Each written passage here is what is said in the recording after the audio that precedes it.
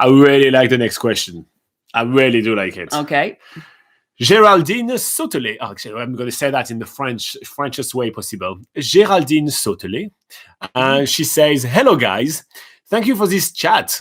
We're coming from Belgium and we're dreaming about a 14-day trip in the North Island next year.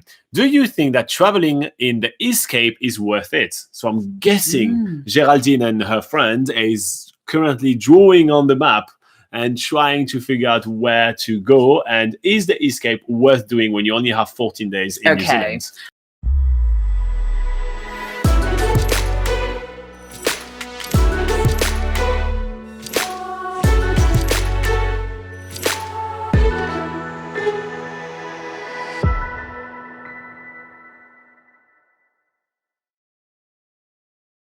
I think it depends. Can you give me the map? I was sure where the East Cape is.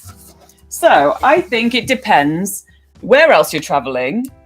So we're talking about that area of New Zealand. Is that worth exploring? So if you want to experience a place which is a lot quieter than elsewhere in the North Island, you'll find less tourists there. Basically, you'll find more locals. It will be a much more sort of off the beaten track experience.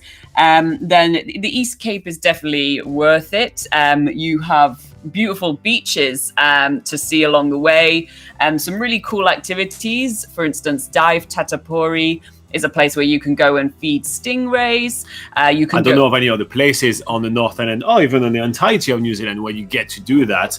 And that's really epic because the stingrays come very close to you. We do have a video on the channel of us doing that, and I've literally never pet a fish in my life before, let's be honest, right? And you literally have stingray coming right onto you and feeding them. It's phenomenal. Other highlights there are the East Cape Lighthouse, which is somewhere around here.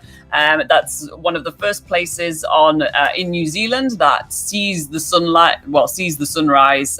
So that's like a really famous place to go check out the sunrise there. And then you have the city of Gisborne, somewhere down here, which is really famous for its surfing, that sort of thing. It's a really laid-back town. It's also famous for its wineries, cideries, breweries. They are really about their drinks over there as well. If you feel like getting tipsy, this is a good place to visit. Yeah, so say, for instance, you're not really seeing a sort of nice beachy sort of the North Island. Maybe you're skipping the Coromandel or skipping the Bay of Islands, where like that section is famous for its white sand beaches. If you're skipping that, then it's worth going over here. And in fact, I would argue that you are better off skipping this part right here, because I'm guessing you're going to arrive in Auckland. Oh, there you go. I'm guessing you're going to arrive in Auckland, which is higher. It's here, but okay. So I will actually skip this part and go and do the East Cape, because this part you're going to go up and down, so you're going to see twice the same thing. And on 14 days, you don't have that much time.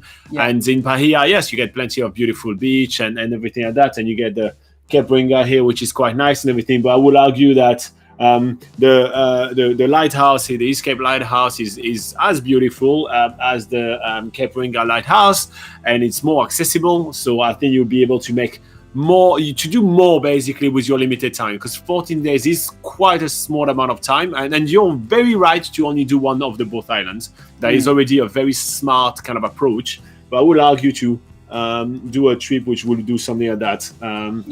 Or you can even extend all the way to Taranaki region, and in 14 days doing a loop like this one would be pretty phenomenal. So you get Auckland, you go to Waitomo, you can do Hobbiton, you can go here to Tauranga, Whakatane, you do the East Cape, you turn around, you turn back, you do Rotorua around here, and then you do Taupo around here.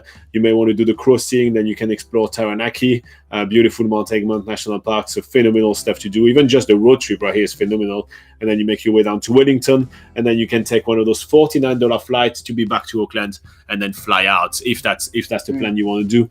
But I will argue that you actually are better off doing the East Cape than doing the top north of the North Island, basically. And that will also give you a much more varied experience of New Zealand, rather than doing beach and then beach and then beach and then beach. You will really have the glowworms and the cavings, in Waitomo. Then you will have the Maori cultures in Rotorua, for instance. Then you can have the beautiful beach and the stunning sunset and the incredible wildlife, such as the stingray on the East Cape.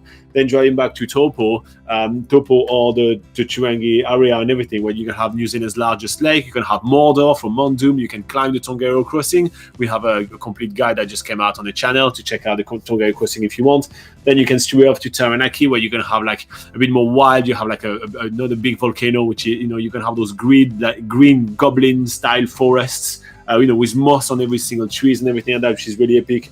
Then you can come back here. You have some amazing massive sand dunes and everything around the Whanganui area. Then you drive that coast right here, which, for example, you have Kapiti Island right here, which is amazing conservation area. And then you have Wellington City, which you're going to realize is the coolest capital city in the world. It's a really, really cool kind of city, New Zealand city life. And then you hop on the plane and you make yourself back onto Auckland. It will be just the way I'll approach it. Obviously, we kind of strayed off a little bit from answering your question. Should you travel the Escape? Geraldine, you should. You definitely should. And you can check out some more itineraries on nzpocketguide.com. You say that? We have just updated our itinerary section on the website, and we do cover lots of 14-day North Island itineraries on there. Even if we even have like different, itineraries for families, luxury, honeymoon and budget. But even if, you're not really looking for a honeymoon on the North Island, if you're traveling with your friend, it's also worth having a look at the destinations that we suggest, because you might find that, going to that destination appeals to me more than something that might be, say, on the budget guide. So have a look on NZ Pocket Guide under the Trip Ideas section of the website. You can find that on the top bar if you're on desktop. And I'm going to wrap up that question with a comment from Michael Connell, which is a local, and he says, the Escape is a great area, both historic, scenic, and you may see a rock and launch at the Mahia Peninsula as well. So much to do and see in the area. Isn't it a nice way to wrap that up? Yeah. All right, like and subscribe if you find this useful. It's always a great way to reward us for our hard work, and I'll go back to the live chat.